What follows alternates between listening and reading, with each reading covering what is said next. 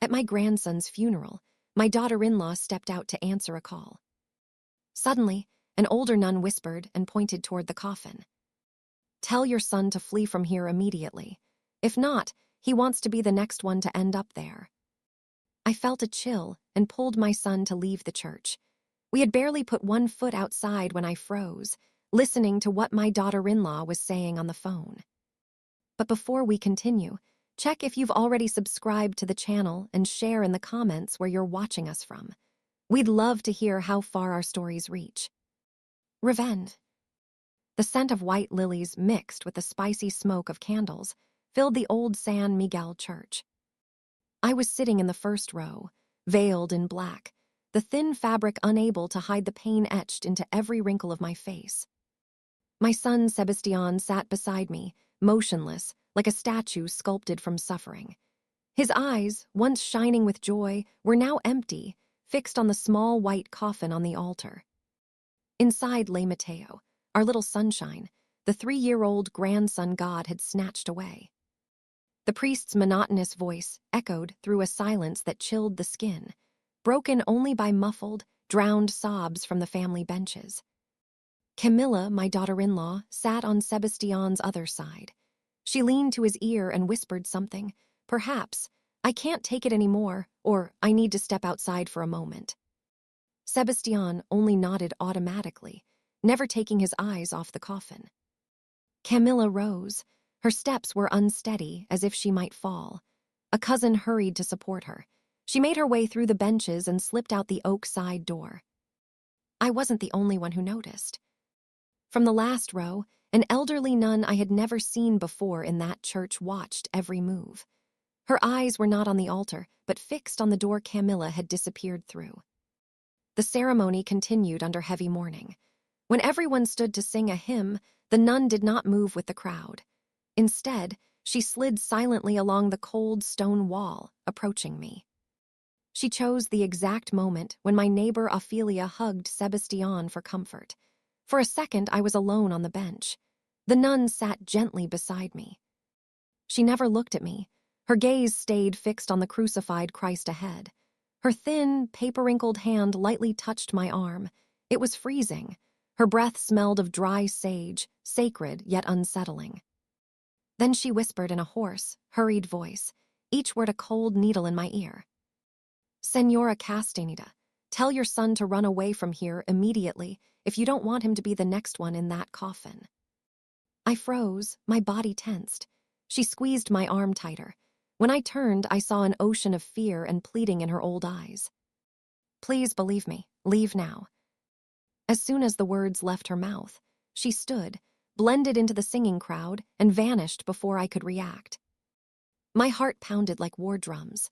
The strange, terrifying warning echoed in my mind. I looked at Sebastian, his face shattered by grief, then at Mateo's small white coffin. A primal, motherly instinct overpowered all logic. Without another second of thought, I grabbed his arm. "Come with me right now." Sebastian jumped, confused. "Mom, we're in the middle of Mass." "We have to go." I pulled harder, my voice almost pleading, eyes filled with desperation. "Please, Sebastian, now." My urgency moved him. He stood unsteady and let me lead him. We left the bench, causing a small commotion and murmurs behind us, but I didn't care. We had to get out. As we stepped through the heavy front door, the cold outside air hit my face and cleared my head a little. We had barely descended the church steps when, from behind a thick stone wall near a side corridor, I heard Camilla's voice. But it wasn't the tear-soaked voice from before. It was cold, firm, and cruel. "The child's situation is already taken care of. Next is Sebastian. Mom, don't worry, everything is going according to plan." The world shattered, piece by piece. All sounds vanished. Only those words remained, slicing through my mind like blades. I let go of Sebastian's hand. A shiver ran down my spine. The nun's warning, Camilla's voice, the white coffin, everything fell into place, a terrifying truth I could never have imagined. One thought struck me: I couldn't leave now. If we simply walked away, she would know I had heard. She would suspect and perhaps speed up her plan. I had to stay. I had to act. I pressed my hands to my head and collapsed onto the steps, pretending to faint. Oh my God. Mom, are you okay? Sebastian knelt beside me, alarmed. I breathed haltingly, making my body tremble as naturally as possible. Forgive me, son. The pain, the smell in there, I kept seeing Mateo. I just wanted to get you out for a moment. He believed me completely. He placed a gentle hand on my shoulder. It's okay, Mom. I understand. Let's go back in. Mass is almost over. He helped me to my F. 8.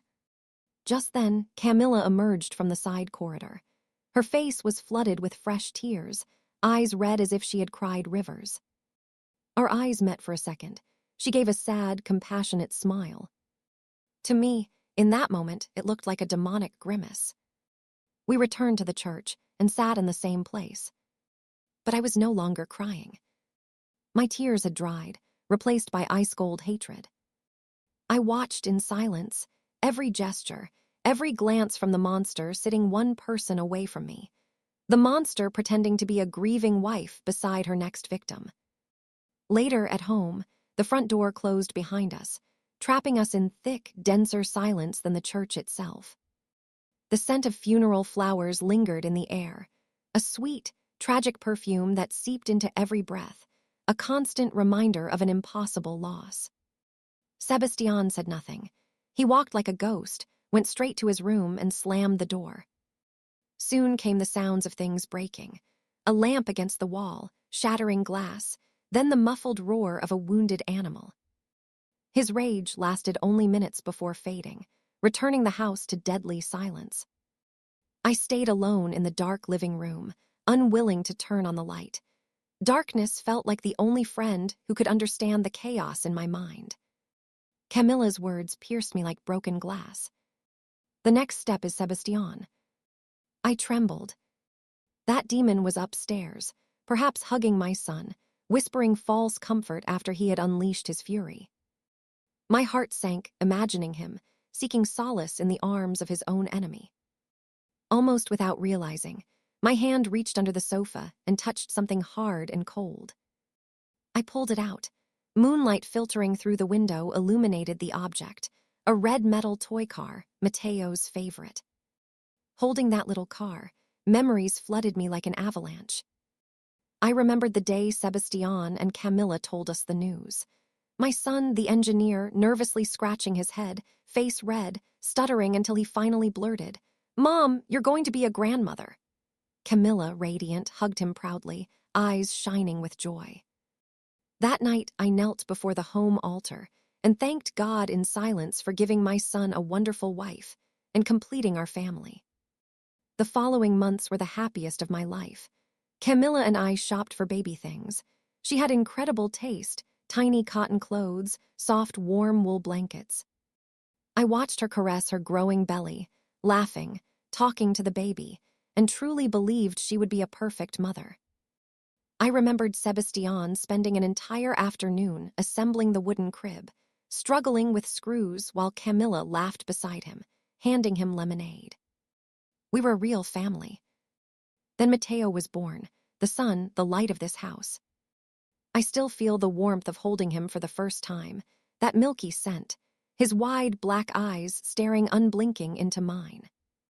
In that moment, I knew my life would revolve around that little angel. The world shrank to sweet little things, measuring milk, singing lullabies, morning walks in the sunny garden, his loud giggles during peekaboo, his chubby hands clinging to my finger. Those memories carried me to 3 days ago, the day everything turned dark. It was a Wednesday afternoon, clear sky, golden sunshine. I was baking Mateo's favorite butter cookies. The child ran in barefoot, holding his red toy car. "Grandma, look at the car," he shouted, eyes sparkling. Camilla entered behind him in a light blue floral dress, hair in a high bun, smiling the tenderest smile in the world. "It's a beautiful day, Mom. I'm taking Mateo to the park for some fresh air." Before leaving, Mateo ran to me and hugged my legs. I bent down, kissed his hair, and breathed in that sweet milky scent I loved so much. "Have fun, my sunshine. That was the last time I ever spoke to him. Hours later, when the cookies had cooled on a plate waiting for them, the phone rang. A cold, formal male voice identified himself as a police officer and spoke of a drowning accident at the park lake. The tray fell from my hands and shattered. I heard nothing, felt nothing, only ran out, hailed a taxi, and screamed the park's address. What I saw there will haunt me forever. Ambulance lights, police cars, yellow tape, curious onlookers, Sebastian on his knees in the grass, shoulders shaking with wordless sobs. And Camilla, surrounded by paramedics, screaming heartbreakingly. But something didn't fit. Her gaze, despite the tears, kept scanning the crowd, the police, as if measuring reactions, checking if her performance was convincing enough. When a paramedic tried to give her a sedative, she pushed him away, shouting, "My son! Save my son!" But the tone felt forced, rehearsed, like a line from a tragic play. In that moment, amid unbearable pain, a cold seed of doubt sprouted inside me. Her grief seemed too perfect, too exaggerated. Back in the dark living room, I squeezed the red toy car so hard the metal cut into my skin. That seed of doubt had in. Ow, after the nun's warning and Camilla's phone call, grown into a poisonous tree that covered my entire mind. Mateo's death was no accident. It was murder. And the murderer was still in my house, perhaps drying my son's tears, playing the heartbroken wife while preparing her next victim. I placed the toy car carefully on the coffee table, like evidence. I would not sleep tonight. The pain of losing my grandson had been replaced by horror and rage. I had to think. I had to protect Sebastian before it was too late. At dawn, I was already awake. I went down to make strong tea to stay alert and froze. Camilla was already at the kitchen table in black silk pajamas, long hair loose, calmly sipping coffee. She looked elegant, composed, not at all like a mother who had buried her son the day before. When she saw me, she gave a perfectly rehearsed sad smile. "Good morning, Mom. Did you sleep? Shall I make you some tea?" Every kind word now sounded like a viper's hiss. I forced my voice steady. "Thank you, no need. I want to go to the church for a while." A flash of suspicion crossed her eyes, gone in less than a second. I quickly added, "To light a candle for Mateo and donate something to the convent. Maybe then my heart will feel a little peace." The understanding mask returned instantly. "Yes, that's a good idea. Be careful. Want me to drive you?" "No," I replied firmly. "I'll take a taxi to San Miguel." Morning Guadalajara was still wrapped in mist, but to me the whole city looked gray with mourning. The church, so full of people and flowers yesterday, now stood empty and cold. I didn't enter the main door. I went around back to the convent's old iron gate and pulled the bell rope. A young nun opened, eyeing me warily. I asked to see Sister Lucia, the one who comforted me yesterday, to thank her. She led me to a peaceful garden smelling of mint and lavender. Sister Lucia was pruning rosemary. When she looked up and recognized me, her wrinkled face went pale. She dismissed the young nun. As soon as we were alone, I didn't waste a second. "Sister, what you told me yesterday. Why? Please, I need to know." She glanced around as if the stones might hear, then pulled me to a hidden bench behind bougainvillea. Her voice trembled. "3 years ago your daughter-in-law came here. She dressed simply, seemed shy. She asked about adopting abandoned babies left at the convent, claiming it was university research." She looked me straight in the eyes. "But I've spent my life here, Maria Elena. I've seen every kind of person, every kind of pain." Her gaze wasn't curious or maternal. It was cold, calculating, impossible to hide. She took a deep breath. "The day before yesterday, when she came with the child to prepare the funeral, I recognized her instantly. Same face, same eyes, now wrapped in fake grief. Then, while waiting for the priest, I overheard her on the phone in a corridor, thinking she was alone. She was speaking to a woman she called Mom." Sister Lucia closed her eyes, reliving the moment, and repeated the words in a raspy whisper. "Everything's fine. Mateo won't be alone. His dad will join him soon." Her voice was flat, emotionless, like reporting a finished task. I felt the ground open beneath me. His dad will join him soon. The phrase echoed the warning from the funeral. Sister, do you know anything else? She shook her head, terrified. She hung up and left. I prayed all night, but seeing your son yesterday beside that woman like a lamb ready for slaughter, I couldn't stay silent and let another death happen. I thanked her, voice breaking. She squeezed my hand. Be careful, that woman is not ordinary, God be with you. I left the convent blinded by morning light. The world outside was the same, but inside me everything had collapsed. Sister Lucia's words confirmed my worst nightmare. This was a 3-year conspiracy. Mateo was just a pawn. Sebastian was the real target. I couldn't go home. I needed help. Only one name rang in my mind, Ophelia.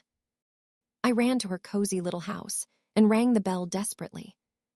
She opened, smiling, then froze. Maria, for the love of God, what happened? You look like you've seen a ghost. She pulled me inside, closed the door hard, sat me in her warm, cinnamon-scented kitchen, and gave me water my trembling hands could barely hold. They're safe at last, I broke. I told her everything. Camilla's strange behavior at the lake, the nun's warning, the convent visit 3 years ago, the overheard call. His dad will join him soon. Ophelia listened, first shocked, then shaking her head in disbelief. It can't be, Maria. Camilla was always so sweet. But when she saw my eyes, dry, frozen with terrifying certainty, disbelief turned to horror. My God, that witch. We have to call the police. I already thought of that, I laughed bitterly. Tell them an old nun overheard a phone call. They'll think I've lost my mind from grief. Ophelia paced, wringing her hands, then stopped. I know someone. Adrian Robaldo, my late husband's cousin. One of the best detectives in Guadalajara before retiring. Brilliant, discreet, and he owes my family a favor. I'll call him now. An hour later, a tall, thin man in his 60s with sharp eyes behind thin glasses entered. Detective Robaldo. He spoke little, just nodded, sat, and opened a small notebook. Doña Ophelia said it's urgent. I told the whole story again, calmly, clearly, every detail. He listened without interrupting, occasionally jotting notes. When I finished, he stared at me in silence, searching my soul. Doña Castaneda, this is an extremely serious accusation. Are you sure grief isn't making you imagine things? Señor Robaldo, I answered firmly. Yesterday I buried my grandson, but that pain is nothing compared to knowing my son sleeps beside his killer. I am more certain of this than of my own life. He nodded decisively. All right, I believe you. I'll start with the funeral home cameras. Give me 1 week. Meanwhile, act normal, don't let her suspect. That week was a century of torture. Living under the same roof, as the enemy is indescribable. Every time Camilla sweetly urged Sebastian, eat more, love, you're getting thin. I wanted to flip the table and scream. But I swallowed every bitter bite and became Sebastian's shadow, always finding excuses to keep him in sight, never alone with her. Camilla noticed. Her melancholic smile began hiding cold, inquisitive glances. It was a silent, suffocating war. Exactly 1 week later my phone rang. Ophelia. Maria, come now. Robaldo has something. I ran to her house. The detective was already at the kitchen table, laptop open, expression grave. I called in old favors. Most cameras overwrite footage, but one old staff breakroom camera in a forgotten corridor caught her. He turned the screen. Black and white, grainy. Camilla with her back mostly to the lens, phone to her ear. The image is nothing special, he said, but this camera has an old microphone for monitoring staff. He played the clean audio. Dead silence in the kitchen, only the wall clock ticking. Then Camilla's voice, cold and clear as ice water. Calm down, Mom. If the child died, it wasn't my fault. It was all because Sebastian started suspecting. He was going to get a DNA test, but it's already too late. Ophelia opened her mouth in astonishment, bringing a hand to her face. His eyes were open like plates. Terrified, I felt my legs give way. I had to hold on tightly to the edge of the table so I wouldn't fall. DNA, I whispered. That icy echo explained everything. It was the missing piece, the key to all the inconsistencies. Now I knew why. Now I understood why my little sunshine had to die. The cozy kitchen suddenly became a cold place. Those 2 words, DNA test, kept repeating in my head like a death sentence already handed down. I could no longer stand. My knees bent, and if Ophelia hadn't run to support me, I probably would have collapsed on the floor. He helped me sit in a chair. Her hands were trembling too. My whole world seemed to turn to ashes. Detective Robledo turned off the recording. His face became more serious than ever. "Mrs. Castaneda," he said in a grave, firm voice. "Now we have the motive, a clear reason to kill, but to bring charges against her, we need more than a doubtful quality audio recording. We have to prove that Mateo was not Sebastian's son and that she had every reason to hide it at all costs." I nodded mechanically. My throat was so tight and dry that words wouldn't come out. I remembered Mateo's little round face, his radiant smile that showed those tiny white baby teeth. I remembered what it felt like to hug him, to breathe in his scent. All the love I had for him was real down to the last cell in my body. But that sacred blood bond I had always believed in, that pride of belonging to the Castaneda family, was built on a horrifying lie. "A plan as elaborate and cruel as this one," Robledo commented, pulling me out of my thoughts. "She couldn't have done it alone." The mother mentioned in the call, Dr. Renata Rivas, was probably the mastermind. We began to focus on the second target. At first glance, Dr. Renata was a respectable psychologist, owner of a luxurious and elegant clinic in the wealthy Polanco district, an exclusive place for the elite. But when Robledo started digging deeper, using his old contacts, murky rumors from the medical world began to surface. He managed to track down a former nurse who had worked for Renata, a woman who had been fired under very suspicious circumstances a few years earlier. At first, she was terrified and refused to speak at all. "That woman is a demon disguised as an angel. I want nothing to do with her," she said over the phone in a trembling voice. Robledo had to insist a lot, assuring her he would protect her identity and safety. Finally, she agreed to meet him in a seclud Ed Cafe on the outskirts of the city. Sitting in a quiet corner, the nurse said Dr. Renata was an expert manipulator. She dedicated herself to helping wealthy clients with delicate matters. She could create fake medical records so an abusive husband would avoid jail, or, on the contrary, declare an elderly mother mentally incompetent so her greedy children could keep the assets. "She is a trafficker of other people's suffering," the nurse concluded, eyes full of rage. "Money and power are her only gods." And then she let slip a chilling secret, the key piece we had been missing. She clearly remembered Camilla's case. A little over 3 years ago, Camilla really was pregnant, but the nurse was absolutely sure she lost the baby in the 4th month after falling down the stairs at home. "I did the ultrasound myself afterward," she said, her voice growing lower, as if afraid someone might overhear. Normally, in such cases, a report is prepared and the patient is referred for psychological care. But Dr. Renata ordered absolute silence. She handled all the paperwork herself and was the one who informed the future son-in-law. After that, Camilla kept coming to the clinic every week, not for prenatal checkups, but to receive hormone injections and advice on how to maintain the symptoms of a fake pregnancy. It was a perfect performance. "Do you have any proof?" Robledo asked urgently, his voice full of hope. The nurse shook her head sadly. "Renata destroyed everything. That old fox never leaves traces." But in the midst of her panic years ago, the nurse had kept one copy of the ultrasound that confirmed the pregnancy had stopped. She had thought of using it to report Renata, but fear won. She kept it to protect herself one day.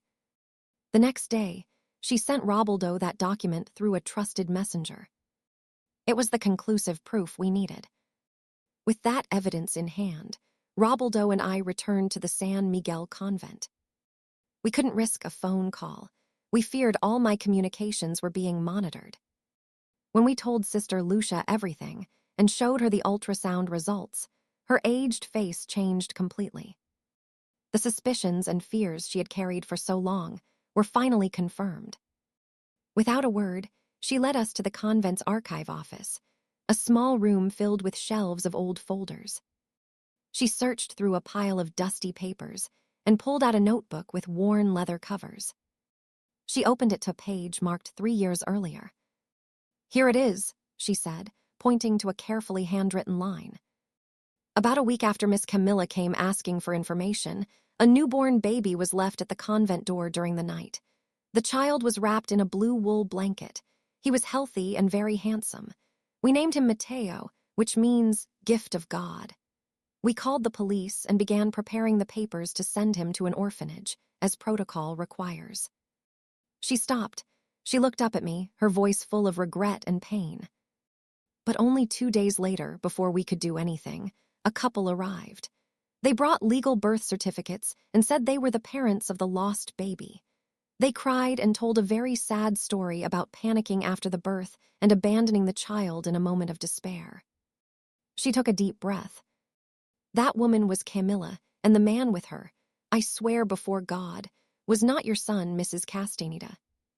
Everything collapsed. All the loose pieces now fit into a puzzle, as clear as it was terrifying.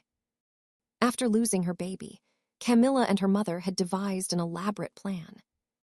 They waited for an abandoned child to appear at the convent, forged birth documents, and used an unknown man to impersonate the father in order to legally reclaim Mateo before the convent could hand him over to the government.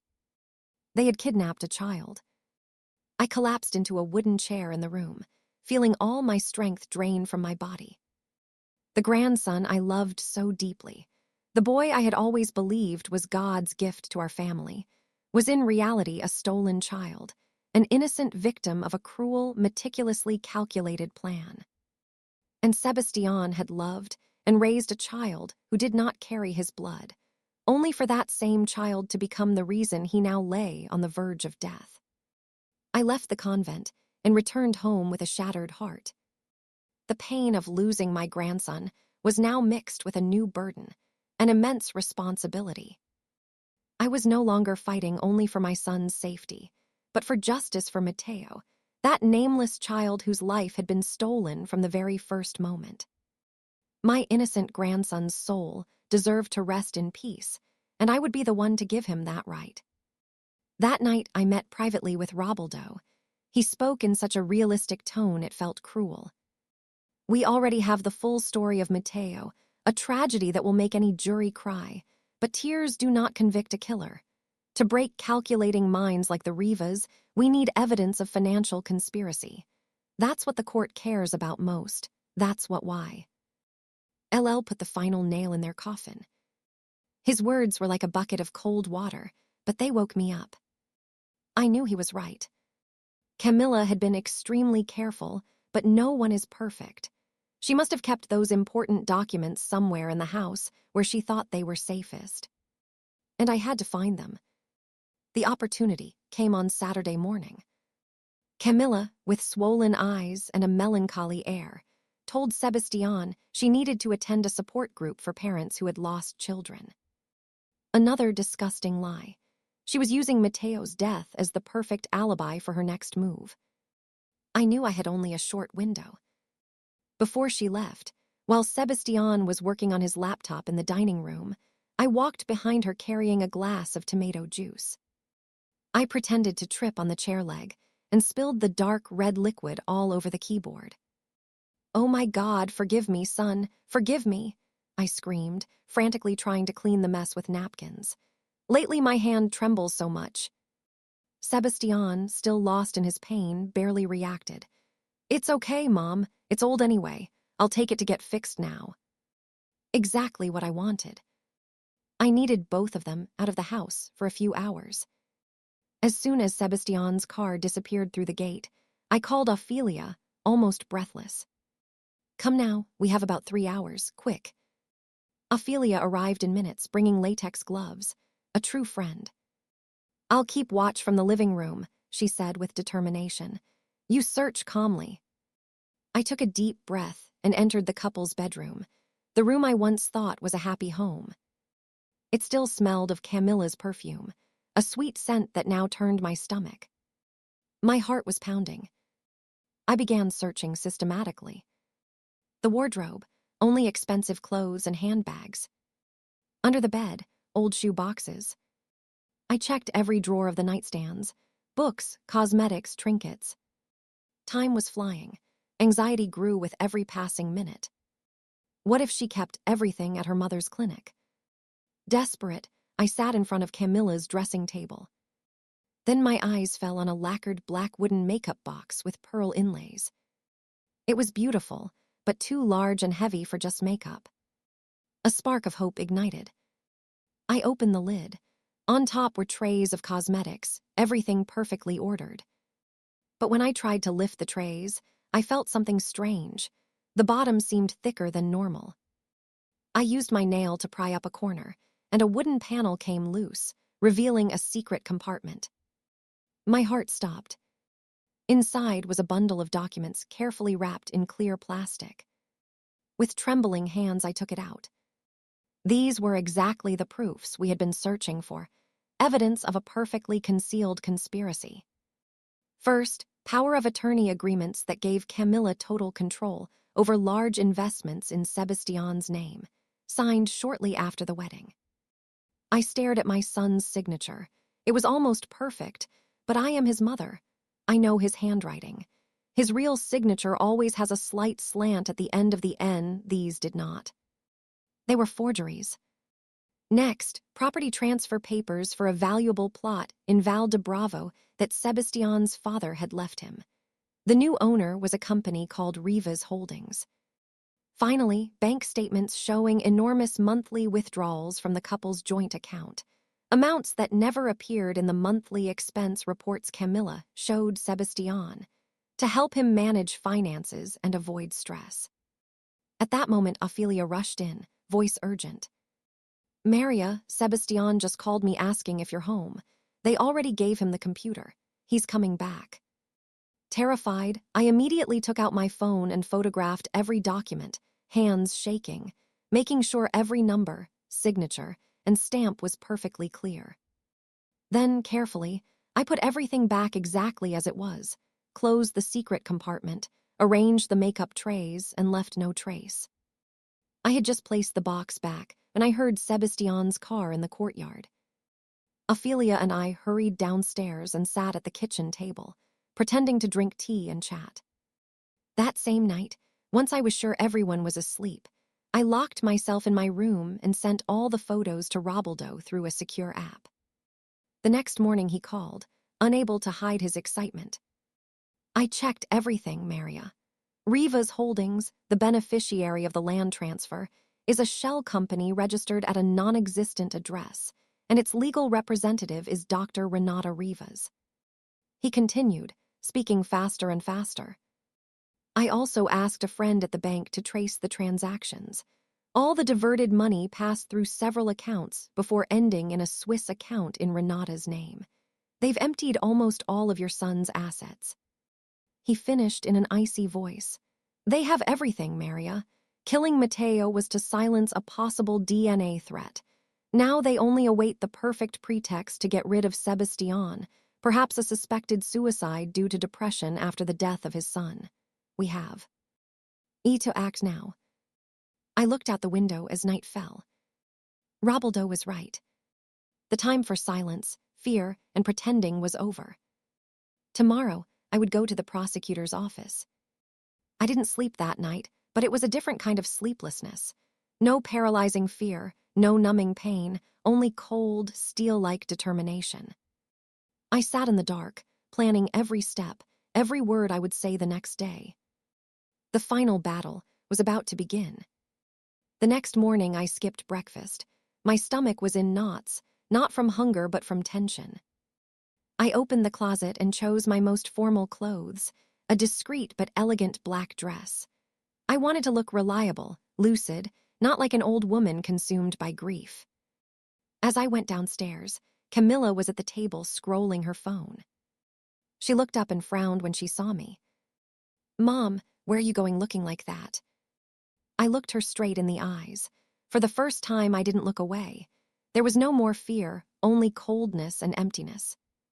"I'm going to run some errands for Mateo." My answer seemed to unsettle her. A flash of distrust crossed her eyes, but she quickly masked it with indifference. She asked nothing more. I met Detective Robaldo in a small, discreet cafe near the prosecutor's office.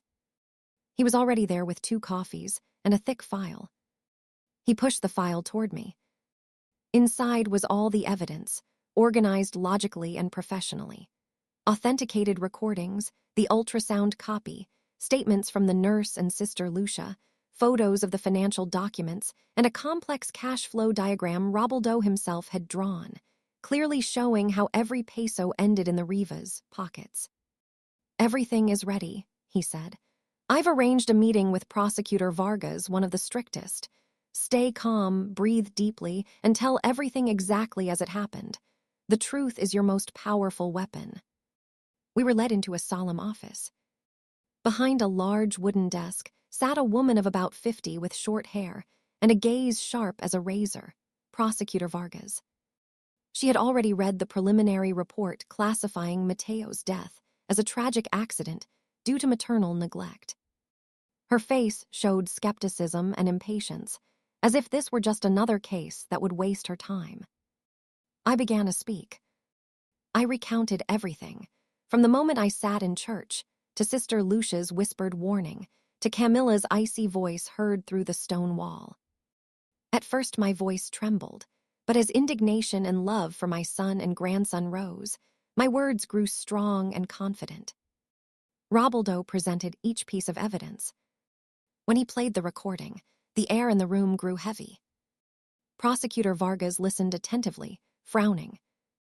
When she examined the ultrasound confirming the miscarriage, and then the financial documents with crudely forged signatures, her skepticism vanished.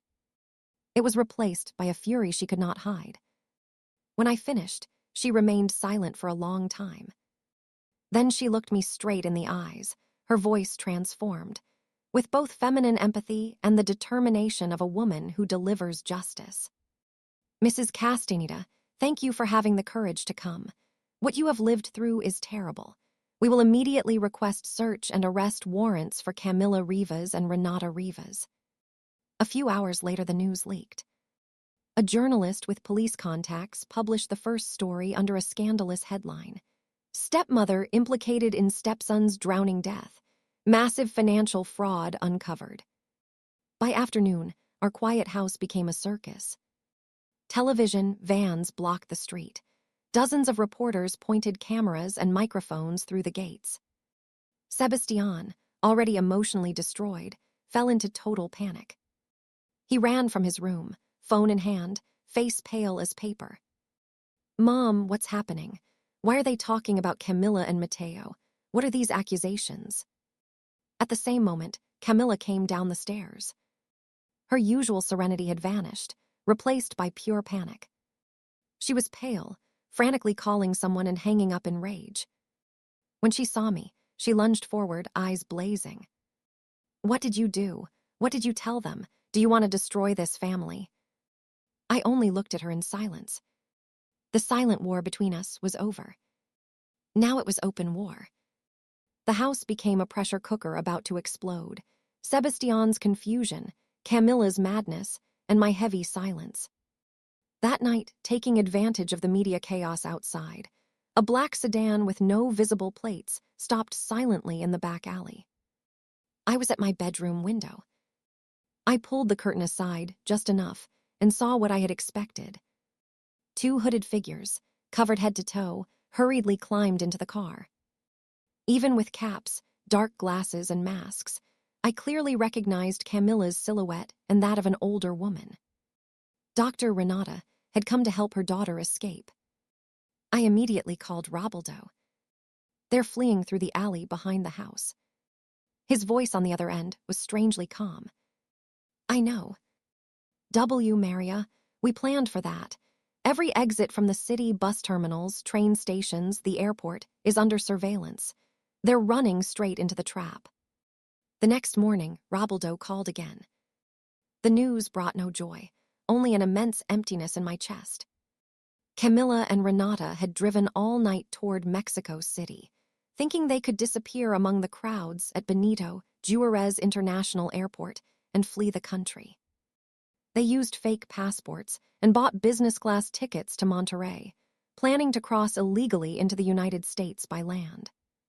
But they underestimated technology and police preparedness. They had barely reached the document check area when the facial recognition system identified them and silently alerted security. Plainclothes officers followed them, waiting until the Rivas checked in, surrendered their luggage, and reached the final security checkpoint, where there was no turning back. Just as they placed their carry-ons on the X-ray belt, officers approached from both sides. Camila Rivas, Renata Rivas, you are under arrest for suspicion of homicide and fraud. The click of the handcuffs was dry and sharp amid the startled gasps of other passengers. Robaldo told me Camilla offered no resistance. She didn't shout. She simply stood still, arms limp, gaze lost, as if she knew it was over. It's finished, Maria, Robaldo said before hanging up. They're on their way back. I hung up and looked at the reporters still camped outside. I felt no victory, no relief, only deep weariness that reached my bones, as if I had emerged from a battle that lasted a lifetime. Justice had arrived, but the price was too high. 2 days later, I received a call from Prosecutor Vargas's office, asking me to come to the station to assist in the interrogation process. I didn't understand why. I had already given everything. Robaldo explained. Since her arrest, Camilla had not spoken a single word. Her mother had collapsed completely, but Camilla remained silent. They believed my presence, even behind one-way glass, might be the final psychological blow to crack her shell. The idea of facing her again, even indirectly, turned my stomach, but I knew I had to do it, for Sebastián and for Mateo. Ophelia insisted on coming with me. She held my hand tightly as we entered the cold, impersonal station that smelled of disinfectant and pain.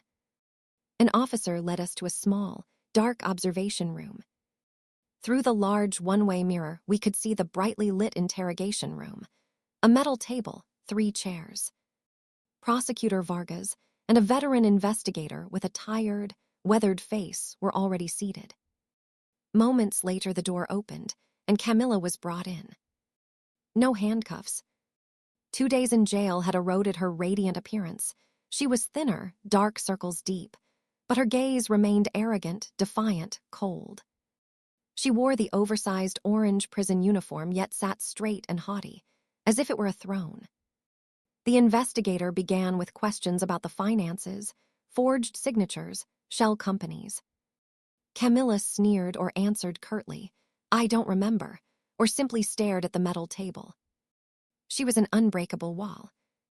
Finally, Prosecutor Vargas spoke, voice sharp and impatient. "We have enough to convict you of fraud and embezzlement with the maximum sentence, Mrs. Rivas. But today we want to talk about something else. We want to talk about Mateo." At the mention of Mateo's name, there was a tiny shift in her posture. She raised her head slightly, and then she did something that froze my blood. She turned and looked directly at the one-way mirror, straight at me, as if she knew I was there. And then, without waiting for more questions, she began to speak. Her voice was flat, emotionless, without hesitation or remorse, like an executive presenting a failed project report. "The pregnancy was necessary," she began. "My father-in-law's will was very clear. Most assets, including the company, would go into a trust for the first biological grandchild. When Sebastián turned 18, he would receive only a small share. When I lost the baby, the plan could not stop." The room was utterly silent, except for her icy voice. Mateo was the perfect solution, a newborn abandoned at the convent door, nameless, no one looking for him. Legalizing him with the papers my mother prepared was smart. It gave me future control of the trust. Everything was going well, she continued, eyes fixed on the mirror, fixed on me, until Sebastian, your beloved son, for some reason began to suspect. The boy didn't look like him. He compared Matteo to his own childhood photos. Then he started talking about a DNA test just to be sure. A stupid decision that ruined everything.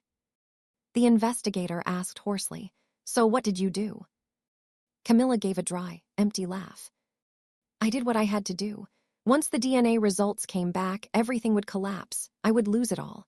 The lake in the park was convenient. A child's slip, a mother distraught. See Ted by her phone for 1 minute. A tragedy everyone would believe. Who would suspect a grieving mother?" She described that day in chilling detail. How she lured Matteo to the edge to throw stones. How she pushed him accidentally. How, when no one was looking, she held the 3-year-old's head under the icy water until his little body went limp.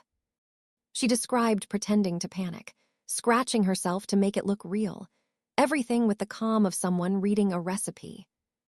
I couldn't bear it anymore. A raw, furious scream tore from my chest. I stood, slammed the glass, ran to it, pounded with both fists. "Monster, you killed him, Camilla. You killed a child, how could you?" Ophelia and Robaldo grabbed me immediately, pulling me back. Of course, Camilla couldn't hear me through the thick glass, but as if some macabre telepathic link existed, she turned fully toward me. A crooked, creepy smile spread across her face. She spoke each word clearly, each one a direct stab to my heart. "He was never my son. He was just a means to an end, a tool to reach my goal. If anyone is to blame, blame your son, Mrs. Castaneda. If Sebastian hadn't been so stupid as to want a DNA test, my perfect plan wouldn't have been ruined, and Matteo wouldn't have had to die." The interrogation room fell silent. Even the veteran investigator looked away. All strength left my body. Her cruel confession emptied my soul. Everything blurred. The lights in the observation room went dark. Her words kept echoing. Then everything went black. The last thing I heard was Ophelia screaming my name in terror before I collapsed to the floor. I woke in the station infirmary, the smell of alcohol sharp in my nose. Ophelia sat beside me, holding my hand, eyes swollen from crying. "She's awake, Maria is awake," she whispered. Robaldo stood in the corner, visibly exhausted. Camilla's cold, fully recorded confession not only devastated me, it became irrefutable evidence for the court. But when the shock passed, an even harder task awaited me at home, telling Sebastian the whole truth. That night I sat with him in the living room, a space that still held Matteo's presence. The little red toy car remained on the coffee table, silent witness to sunny days that would never return. I told him everything, my voice flat, almost without emotion, because if I let feelings in, I knew I would never finish. I spoke of the miscarriage, Camilla's visit to the convent, that Matteo was stolen, the financial plot, and finally the reason his son had to die. Sebastian stood before me like a statue, face white as paper, gaze lost somewhere on the wall. He didn't interrupt, didn't ask questions, didn't react at all. When I finished, when the hideous truth lay completely exposed, he simply stood, walked silently to his room, and locked the door. No cry, no scream. His silence was more terrifying than any outburst. My son had died inside. The trial against Camilla and Renata Rivas lasted almost a year and was the center of national media attention. Having to go to court every day, to sit in the same room as the women who destroyed my family, was torture. Sister Lucia was called as a witness. The frail little nun stood firmly on the stand and clearly recounted Camilla's visit 3 years earlier asking about an abandoned child. Camilla's defense lawyer, slippery and sharp, tried to discredit her, suggesting her age had affected her memory. Sister Lucia looked him straight in the eye. "My memory may fail for everyday things," she said firmly, "but I will never forget the devil's gaze." The entire courtroom fell silent. Detective Robaldo presented the financial evidence with professional calm. projecting the complex cash flow diagram and explaining each fraudulent transaction. Lawyers, judge, and jury watched, unable to look away. The numbers spoke for themselves. The attitude of the two accused could not have been more different. Camilla appeared in court every day with an impeccable appearance, made up subtly, dressed in elegant clothes. Her attitude was defiant, without a hint of remorse. She looked at me and Sebastian as if we were the guilty ones. Instead, Dr. Renata was completely collapsed. Her air of a powerful and distinguished woman had faded, and now she looked like an old woman, aged at least 10 years, with completely white hair and eyes always lowered, avoiding any glances. She could clearly have planned the crime, but she didn't have the steel nerves of her daughter to face the consequences. Then it was Sebastian's turn. My son was called to the stand. He looked haggard, thin, like a shadow of what he once was. When Prosecutor Vargas asked him about his love for Camilla and Mateo, he barely murmured an answer, his voice breaking. But when Camilla's lawyer pressured him, asking why he hesitated, why he asked for the DNA test, why he didn't trust his wife, something changed in him. Sebastian jerked his head up. For the first time in many months, he looked directly at Camilla, who was seated in the dock. His voice sounded clear and firm. Because a father always feels his son, and I never felt that way. Her words fell like a sledgehammer. Camilla froze for a moment. The sarcastic smile she always wore disappeared completely. Right after that first hearing, Sebastian filed for divorce. The wound was too deep and had transformed him into another man. He quit his job and spent his days locked in his room. The house in Guadalajara, once full of laughter, became a prison of painful memories. Every corner reminded him of Mateo, of the lies. Sometimes, in the middle of the night, I would hear Sebastian sobbing in despair in his room, muffled cries of a pain that cannot be described. I could only stand in front of the door with my heart torn to pieces, watching helplessly as my son sank deeper and deeper into darkness. On the day of the sentencing, the room was packed. Media, curious people, everyone wanted to witness the end of that tragedy. Sebastian and I sat in the first row. The judge, a man with a stern face, read the resolution in a deep voice that echoed throughout the room. He listed the crimes one by one: mother and daughter, premeditated murder, fraud, document forgery, kidnapping of a minor. With each charge, the tension in the room increased. When the final sentence was announced, life imprisonment without possibility of parole for Camilla Rivas for heinous murder, and life imprisonment for Renata Rivas as the intellectual author, a general murmur rose. Camilla showed no emotion. She received the sentence with chilling calm. She only glanced sideways at her mother, who wept with her head buried on the table. When the officers took them away, Camilla walked past us.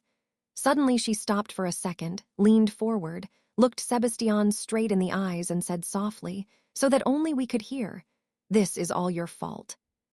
Sebastian did not react. He remained seated with an empty gaze, as if his soul was no longer there. Justice was done, yes, but it brought no relief whatsoever. It didn't bring back Mateo, nor did it heal my son's broken heart. It only closed a tragic chapter to open another full of pain and emptiness. That night, upon returning home silently, Sebastian spoke to me with clarity for the first time in many months. "Mom," he said hoarsely, "I can't continue living here. We have to leave." We did exactly that. Without looking back, we sold the house in Guadalajara, that place where every brick and every corner was soaked in fake happy memories and very real pain. We cut off all communication, packed what remained of our lives into a few suitcases, and drove south, toward the ocean, so the waves could take away all the ghosts of the past. We stopped at a small fishing village on the coast of Oaxaca, a place so peaceful it seemed forgotten by time. Nobody there knew who we were. Nobody knew the surname Castaneda, nor the tragedy that accompanied it. We rented a small white house with a wooden porch that opened directly to the deep blue of the Pacific. The first few months were very tough. Sebastian was like a silent shadow. Every morning, before the sun came out, he would leave the house and walk along the shore for hours. I stayed on the porch watching him, watching as he stared intently at the waves breaking on the sand, as if trying to find some answer in the immensity of the sea. He didn't cry, he didn't speak. He only existed in a world of his own filled with sadness. Until one day he saw an old fisherman sitting on the sand, patiently mending a broken net. He said nothing, he just sat next to him and watched. The next day he returned. Little by little, the old man began to talk to him, simple questions about the weather, about the tides. He never asked about the past, nor showed curiosity about the deep sadness in Sebastian's eyes. One morning, the old man told him, "Your arms and hands look strong. Do you want to come fishing with me?" At first, Sebastian refused, but then he agreed. And the sea did what I couldn't. The salt in the air hitting his face, the effort of pulling the nets tensing his muscles, the vastness of the ocean beneath his feet, everything seemed to carry away the pain and the dark memories that tormented him. Hard physical work left no space to overthink. He learned to cast the nets, to pull in the fish, to read the currents by the wind. His skin tanned under the sun, and in his eyes, for the first time in a long time, a spark of life shone again. After a few months, he used what little savings he had left to buy an old fishing boat. He not only went fishing, but also took the fish to the local market himself. The townspeople grew fond of him for being hardworking, honest, and because his fish was always fresh. Little by little, a shy smile began to return to his lips. He opened a small seafood stall in the market and carved and painted a simple wooden sign with his own hands. Seafood del Sol, S. E-food of the sun. When I asked him why the sun, he just smiled silently, but I understood. While Sebastian was finding his peace in the sea, I found mine in a small garden in front of the house. I remembered that Matteo loved the smell of gardenias. I visited all the nurseries in the area looking for the best plants and planted a fence of white flowers along the porch with my own hands. Every morning, the first thing I do is go out to the garden. I water the plants, trim the withered leaves, and breathe the sweet, pure floral scent. Taking care of the garden is my way of talking to Matteo. I tell him about the sea, about his dad's new boat, about the kind neighbors who bring us sweet mangoes. I believe that wherever he is, his innocent soul feels all this love. The garden is my silent anthem to him. One afternoon, as the sunset painted the sky reddish-orange over the sea, Sebastian returned from selling fish.